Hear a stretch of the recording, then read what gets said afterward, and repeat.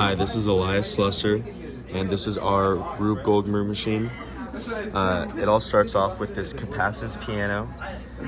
Each copper pad acts as a piano key and has a different tone set to each key. The plates work by the Arduino sends out a signal, which is the common ground, or the common node, which charges these capacitance plates or the copper pads. And when you press,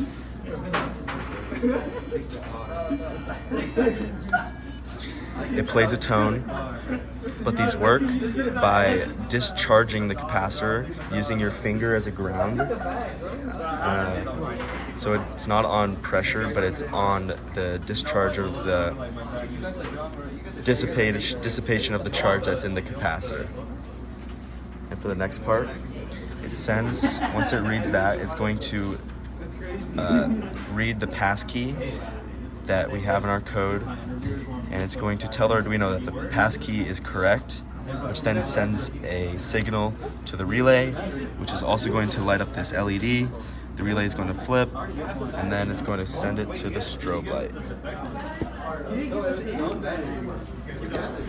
Hi, my name is Mick Barnett, and so once the relay activates and it sends a signal, or once the relay switches, it closes the circuit and allows the 9 volts to begin charging up these capacitors.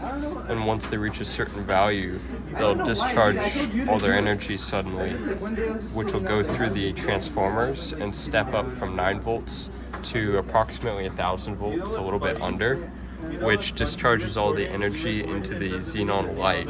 And it also makes use of a FET transistor to boost the amperage or the voltage as well. And then the light detector here it'll use that photoresistor there to detect the light, and when it does that, it'll reduce the resistance on the inverting terminal of the op amp, which increases the current and the voltage of the inverting terminal. And when it does that and surpasses the non-inverting terminal, the lower voltage, the output will swing to the high voltage at about 5 volts, which switches this relay. And it makes use of a Schmitt trigger in order to cut down on noise when it's comparing the two voltages in the comparator. Hello, this is Tyson Schmitt. For the solenoid here, it gets current from it turns on with the relay over there and gets power from the power supply. When the light detector reads the light, it switches on, or it pushes this out using the magnetic field that releases the spring. The ball drops into the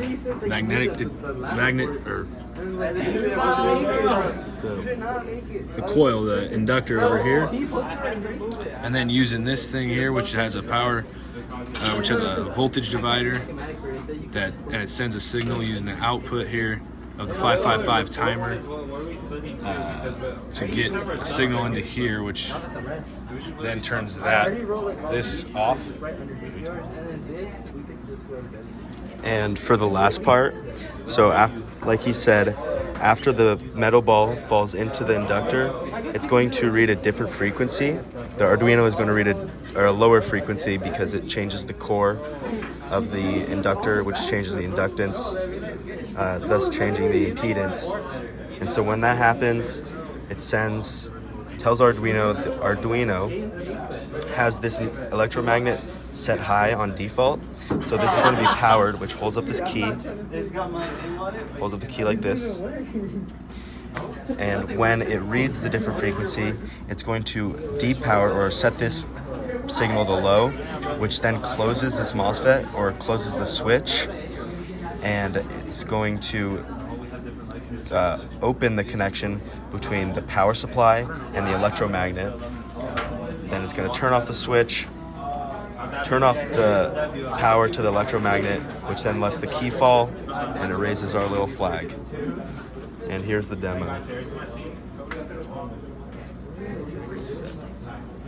Maybe we might get